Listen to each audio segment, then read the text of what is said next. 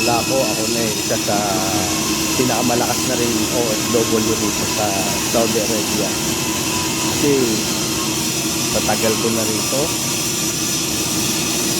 Akala ko matibay na ako. Yung pala, hindi rin pala. Pero kailangan lumaban.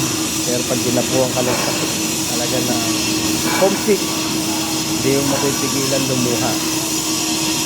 Naiisip mo sa Pilipinas, pero kung susuko ka, paano ang aking mga anak o aking mga anak?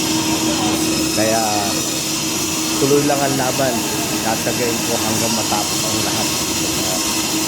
Aking pakikipaglaban dito sa Saudi Arabia para lang sa aking mga anak, makamit nila ang kanilang mga pangarap. Yun lang po ating mga kalapatid.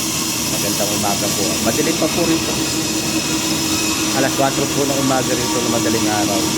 Pumasok na po kami para magtrabaho.